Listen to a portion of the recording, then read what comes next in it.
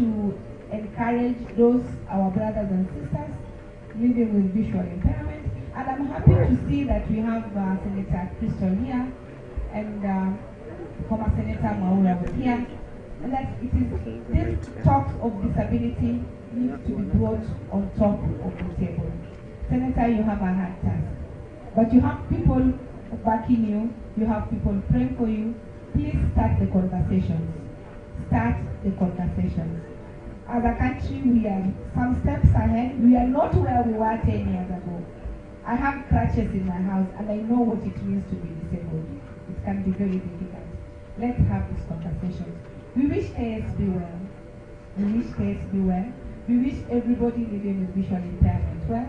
And as I said earlier, we have a partnership program that we are committed to supporting and to keeping as long as the contract and the arrangement goes on well. I thank you and I wish you a good afternoon. Thank you very much, Madam Noella. That is not a clap that deserves the partner of the International White Game Awareness Day. Thank you very much. Dr. Kabanya, Nairobi City County. We are seated on your grounds. So kindly come, allow us to celebrate, though we've already celebrated without your permission. So kindly come speak to us, Dr. Kabanya. As Dr. Kabanya comes, I wish to call upon Uhuru Lions, National Fund for the Disabled, and Unga Food Limited. They have some gifts for us. I wish that our director and our chair receive them officially. So, Dr. Kabanya, kindly. Thank you very much. Good afternoon, everyone. Gentlemen likes and wishing people, but it's okay. My name is Kabanya Lincoln. I work for Nairobi. I used to work for Nairobi Metropolitan Services. But as most of us are aware, NMS has finished its term, so I will now be working for Nairobi State County. And my docket is issues of rehabilitation and disability. So when I'm at KSB, I am at home. I was here last year during such a day. I must congratulate KSB because of the organization of this day and the way things have turned out, and also to really congratulate all of us for coming. As a county and as a health directorate, we have a role to play on issues of visual impairment. I know that we are giving curative services, but also for those that unfortunately become blind, we are also mandated through the National Council. We are the people that do assessments for registration with National Council. And I know we have been talking with Mr. Tago and saying we need to collaborate more so that we can even bring the services nearer. So one day, if KSB organizes, we can send our teams to come and do the assessments here at KSB Cloud so that we can bring the services nearer to the people. So for us, as a county, we work closely with you, and you have all our support. I know last year when we came with the lady from NMS, we promised to do the part, and I think I'm happy to see that it was done through NMS. So really, congratulations to all. Have a very, very blessed afternoon, and let us know that we are strong together. So the way we are strong together, and I also want to challenge us that let us also look out for the other organizations that are for and of persons with disabilities, because if we can work together, we can move mountains. Thank you very much. God bless you. Asante sana, Mr. Kabanya. We are now set in Nairobi City County. Unga Limited, National Fund for the Disabled, Uhuru Lions, kindly, Uhuru Lions, kindly to the front. Then I'd like that the donation be received by the executive director and the council chair. So kindly here, come to the front.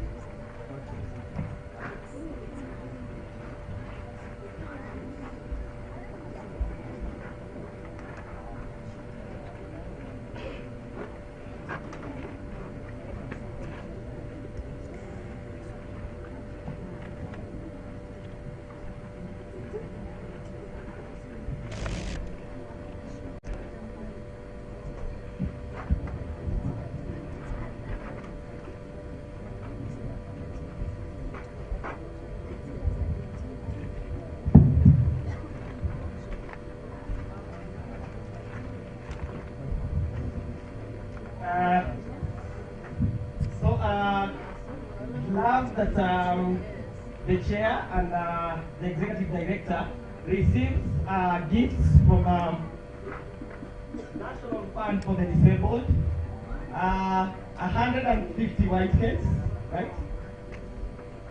So kindly present them to Madam Minister.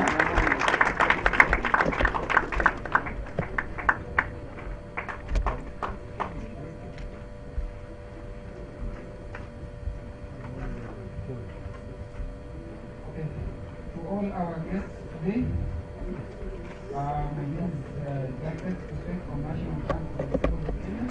We take this opportunity to thank everyone for coming here today. And as an organization for and of persons with disabilities, we are happy to join hands with you together and specifically Kenya Society for the Blind. This is a journey that we have to work together, and we promise them and persons with disabilities that this is a partnership that all of us have to be involved in. And that's why as National Fund for the Disabled of Kenya, we are partnering with the Kenya Society for the Blind today to celebrate the World White Cane Day today. And in doing so, we have donated 150 white canes to support what we are doing today. And we believe that this will, in a small way, help the person with visual impairment. So, Kenya Society for the Blind, thank you so much, and thank you for the partnership of Thank you very much, National Fund for the Disabled. Huru Lions have also donated to Kenya Society for the Blind, and so I'd love that they present it to the executive director and the board chair.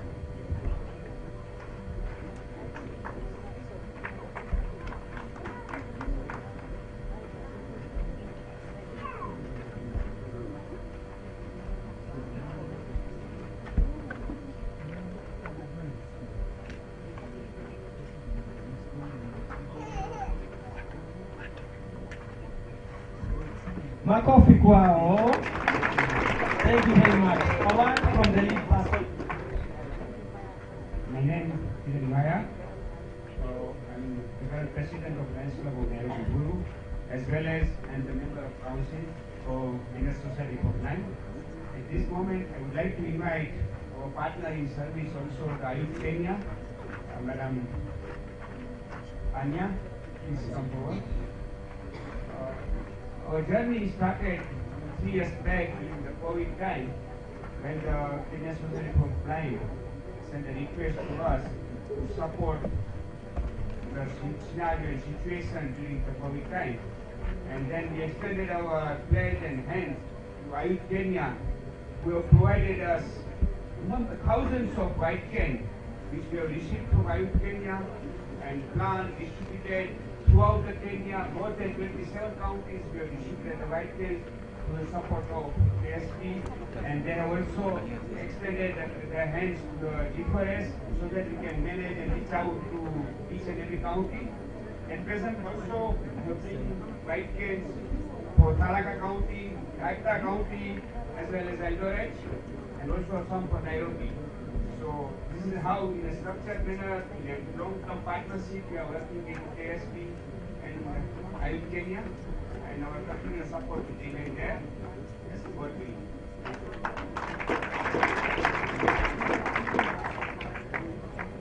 Thank you, Mr. Yuren. On behalf of Ayuth Kenya, we would like you to give yourselves a big round of applause. Let me hear that round of applause. Because the white cane is your mobility tool to walk anywhere across Kenya and anywhere across the world. Am I right? Wonderful. So where it has become very difficult to lead our daily lives, we understand that when you are visually impaired, when you are blind, it is all the more difficult to sustain your lives.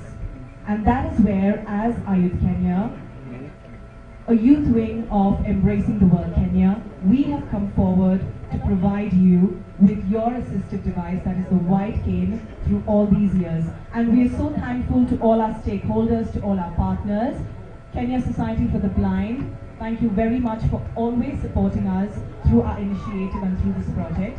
Lions Ruru, thank you so much for distributing our white canes across all the counties in Kenya. And I would also like to take this opportunity to thank Safaricom. Safaricom is here. Tabby, please come forward. Safaricom is here as well because they have been very instrumental in supporting us and in distributing our white canes to all the visually impaired across Kenya, because you know they have such an amazing wide network across all counties in Kenya, and they have been so supportive. So ladies and gentlemen, please give all our stakeholders and everyone a big round of applause, without which you would have not received your white cane. And I would like to take this opportunity to also thank Daddy Owen for making his presence felt today. I just gave him a call and I just told him, I said, can you come today? And without a doubt, he said, Tanya, I will be present today. So please give Daddy Owen a big round of applause. I would like some of the beneficiaries to come forward, the ones that have the white canes, because at least we can have a photo session with the ones with the white canes. Just a few of you. Are you able to come forward? Anyone with the white canes? I would also request, I see some of my fellow Lions members, my Vice President Johnson Ribu, or fellow Lions Ruru member, please come forward. I can see some are there on the audience. Please come forward. Lions member, kindly come here to join us. Lion Johnson.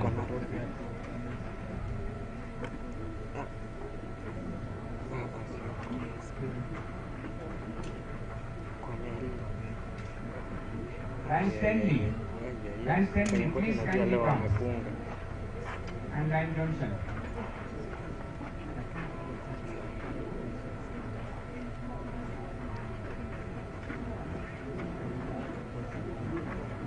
As the beneficiaries continue to come to the front, Tabi Kioko, I'm in charge of diversity, equity and inclusion at Safaricom.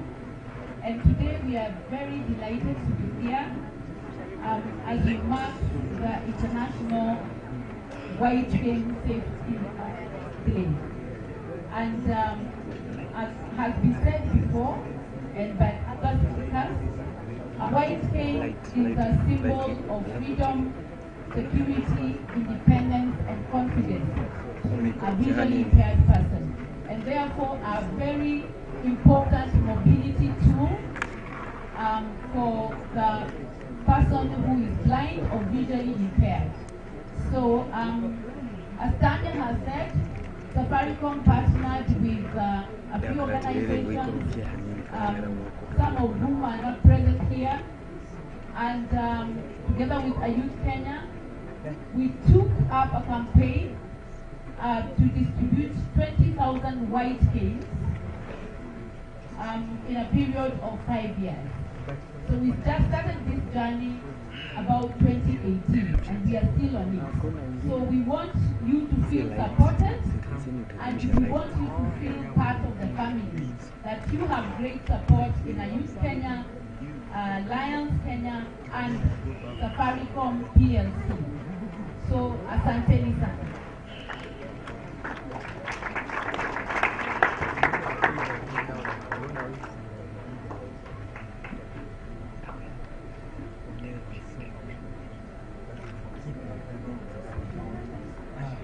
Thank you very much. You can kindly take your seat.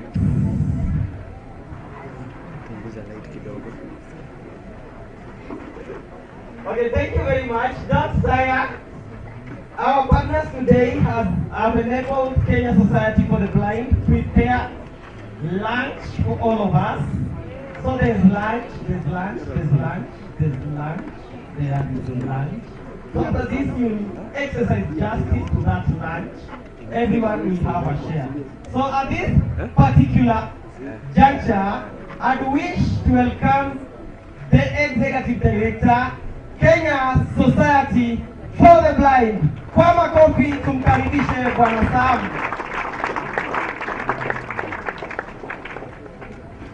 Thank you very much, MC. I want to appreciate all partners who have found it worthy to come and be with us and to make their generous donations, and we pray that you may continue getting more. I want also to thank you all for being with us. I want to do a very humble duty of recognizing first, because I don't work alone.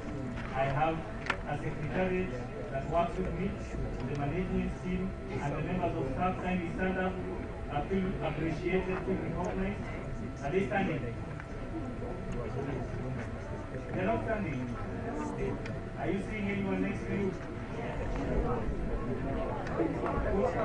Kuna yote unapapasa. So yeah, we work under the secretariat with the head of programs. That is Solomon Bugala. Wherever he is, they can wait. We have James Caso, the head of operations. We have Albert Maswa, the head of health promotional services. And we have our senior officers, Aziza Diaga, you see around. Aziza, thank you very much. Sarah, in the optical side. All our support staff, all over the place, asanteni sana. I don't know if I ask my chair to introduce council members and committee members, or I just read.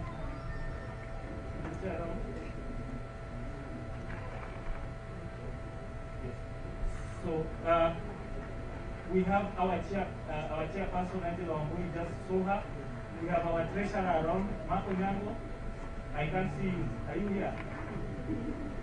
Mark? Yeah, Mark is somewhere here. Angelina Kai, our MCA.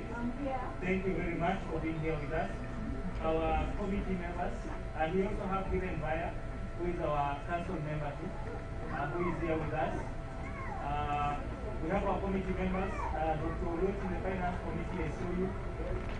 Thank you very much, Dr. Roach, for being here, as well as Carol Pereira, advocacy committee, Irene Choge, I saw you doing good work. Thank you very much. Any other committee member? Evelyn Ogola, thank you very much, from the Ministry of East Africa Integration. She's representing us there. Thank you so much. Mr. MC, allow me now to take this opportunity to invite now our chief guest of honor. I hope she's ready, Senator Crystal Asige, to come and give her remarks and her keynote address, so that we know what she has in store for persons with visual impairment. Kindly welcome her with a loud applause. Let's do the structured one, right? Let's do the makofi ya kilo, sindio?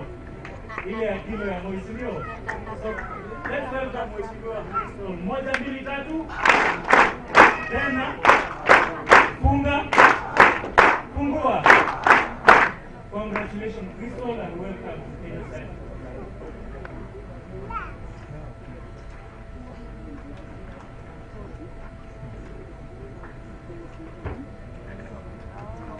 Thank you so much. I very much appreciate the invitation to be here with all of you today. I don't even feel like I'm at an event. I feel like I'm at home. Sindio, this is a place that I can call home.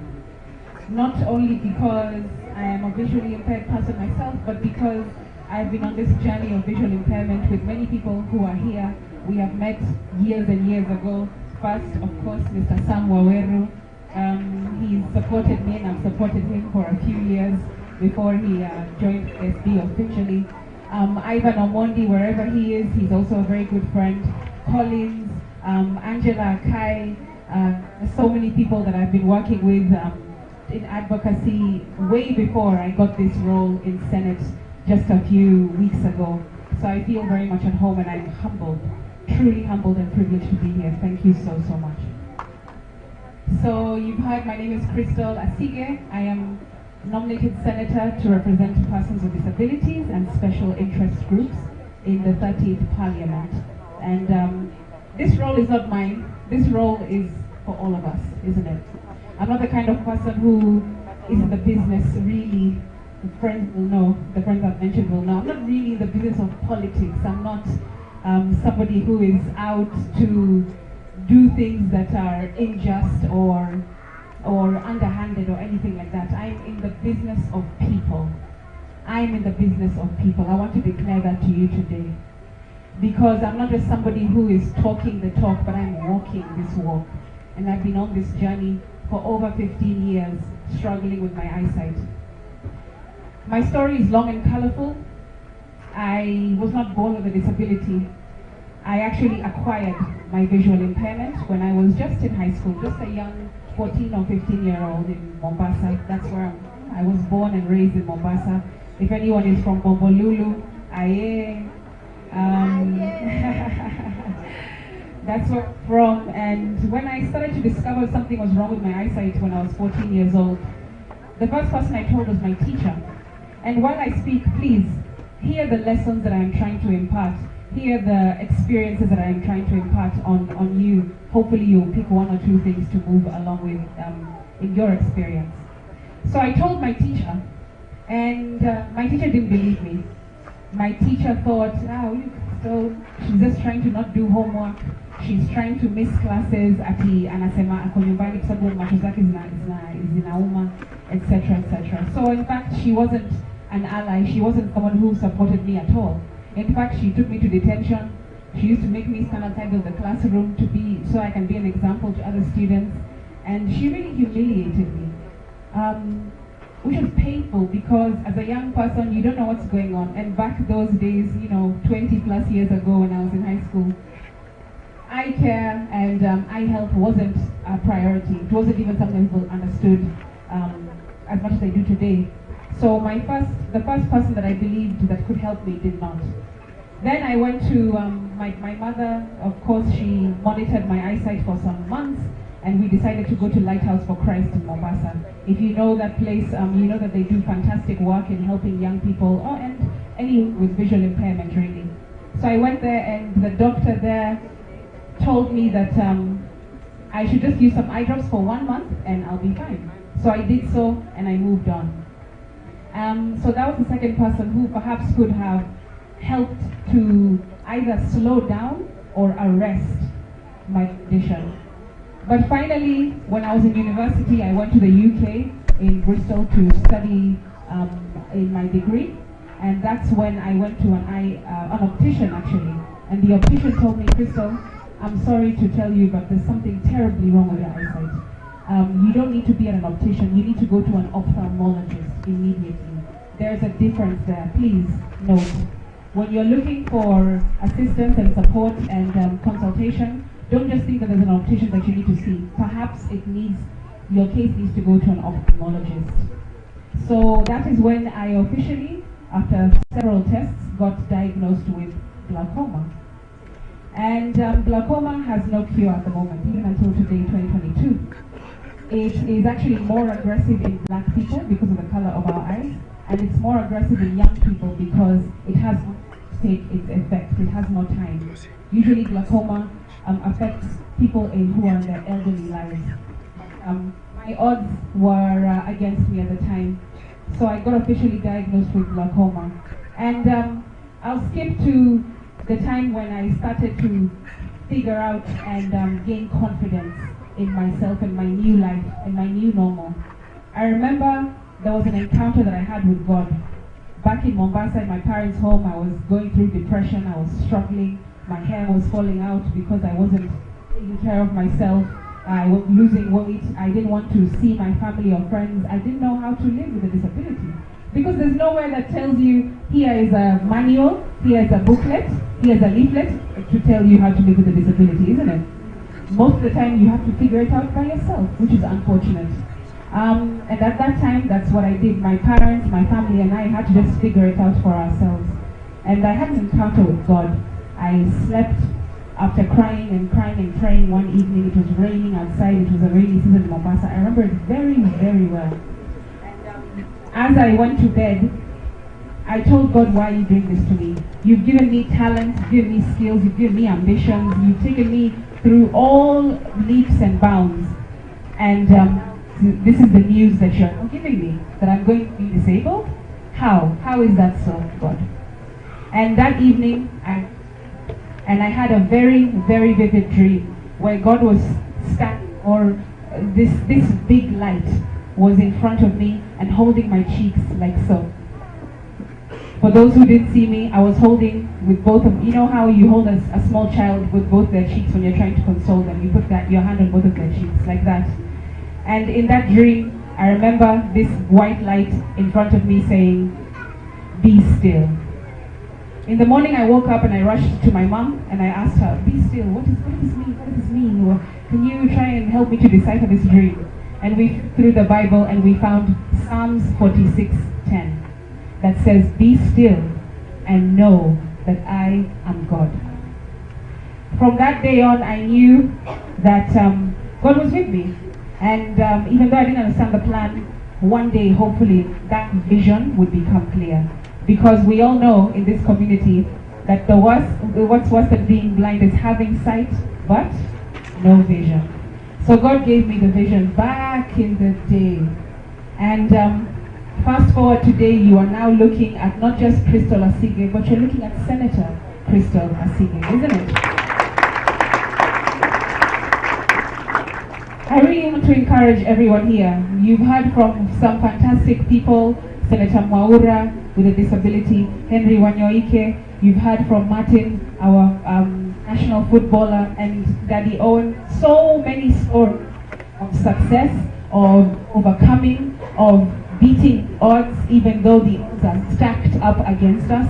And I think the lesson we should continue having in our hearts and in our minds is resilience. You just keep pushing forward. When you hear no, think next. Cynthia, when you hear no, think what? Exactly, because us as people with disabilities, we have to work twice as hard to get half as far. And I have been learning that in my journey, and until today, it's still something that I continue to learn, and God continues to chisel away at me, teaching me lessons of compassion, teaching me lessons of non-judgment, of not following the trend and becoming the trend instead. He has taught me lessons on listening more than you speak. Now that I have to hear more, I really use that to my advantage. I listen far more and more intently. And these are the small lessons that might pass us by because we're struggling. But if you just be still and know that He is God, then trust me, that little voice will guide you all the way until we get back home, isn't it? So, as I've been in the Senate, story is that I hear everyone saying VIP, and I wanted to declare here, now that we are at home, so this VIP, back when I finished university, when I came, I was trying to encourage myself, empower myself.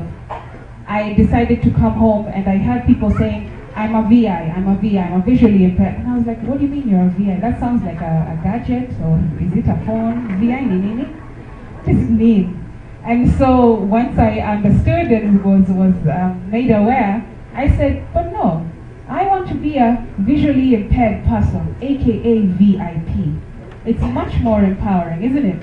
And over the last 10 years, when I come to forums like this, when I meet with friends, Sam, Ivan, etc., they'll tell you that that VIP was, it was encouraged by myself. I really try to tell people in the visually impaired community, stop calling yourself a VI. Where's the AI? Where's the SIMO? Where's the TV? You're a VIP. It's much more empowering, isn't it? And now, I'm not just a visually impaired person, but I'm a visually impaired parliamentarian. So VIP still sticks, isn't it? And I'm thanking God so much for the opportunities that He's given unto me, and the responsibility is definitely great. I want to say that already I am at work in the Senate, and I have recalled and publishing the Persons with Disabilities Act, hopefully very soon. It'll be sponsored under my name, so when you hear Persons with Disabilities Bill, Persons with Disabilities Act through National Assembly and through the Senate, kindly support me. Cynthia, we're here to support each other because we want this thing to go through as soon as possible.